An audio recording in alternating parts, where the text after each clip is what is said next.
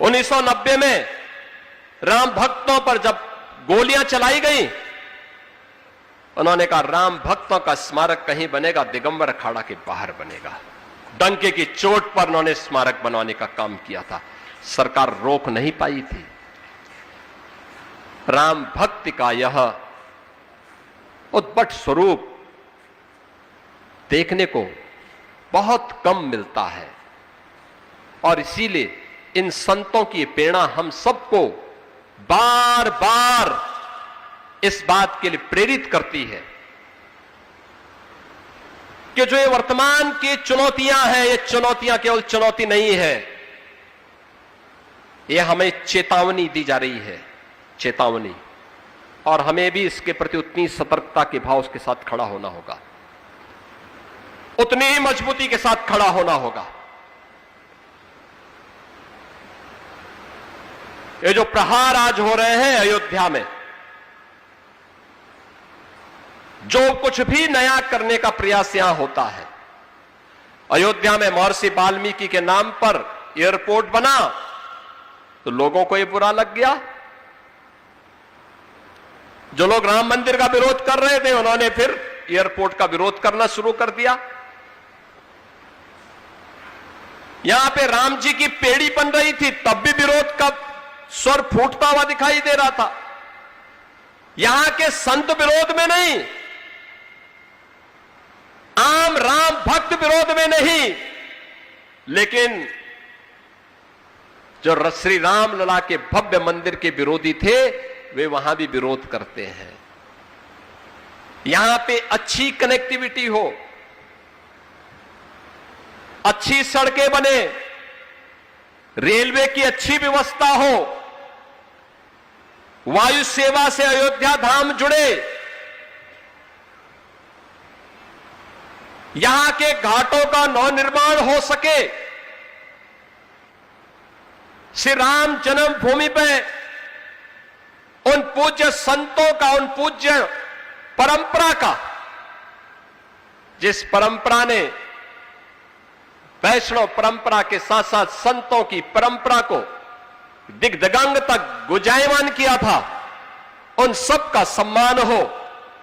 जब इसका एक अभिनव प्रयास श्री राम जन्मभूमि तीर्थ क्षेत्र ट्रस्ट के द्वारा प्रारंभ होता है, तो ये प्रहार होने स्वाभाविक थे। सनातन द्रोही और हिंदू द्रोही मौन कहां रहने वाले हैं, उनके स्वर फूटेंगे ही फूटेंगे, वे बोलेंगे ही बोलेंगे। हम लोगों को भी कष्ट हुआ था घटना, जब चोरी की घटना सामने आई थी, लेकिन कार्रवाई के बाद इस पे विराम लगना चाहिए था। राम भक्तों ने मौन साधा, लेकिन रामद्रोही अयोध्या धाम को, श्री राम जन्मभूमि को और सनातन धर्म को अपमानित करने के लिए न केवल देश के अंदर वातावरण खराब कर रहे हैं, पूरी दुनिया के अंदर वातावरण खराब करके माहौल खराब करने का प्रयास कर रहे हैं।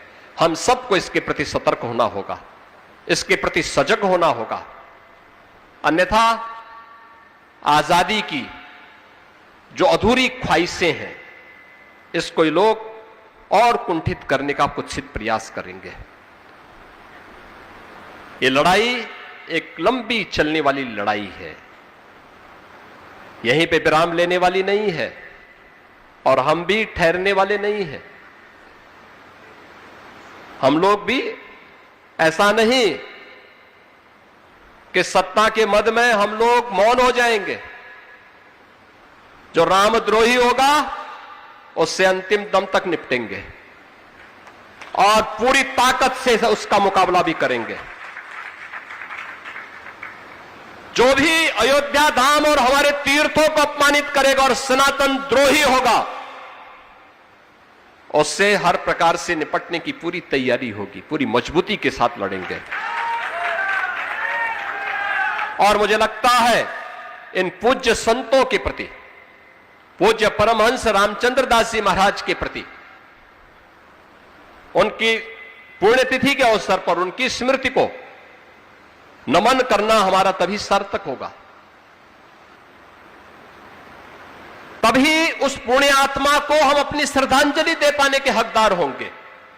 अगर हमने प्लान का रास्ता अपनाया तो प्लान हमारी कायरता होगी, और कायरता नहीं बल्कि चुनौती का मुकाबला करने के लिए हम सबको खड़ा होना पड़ेगा।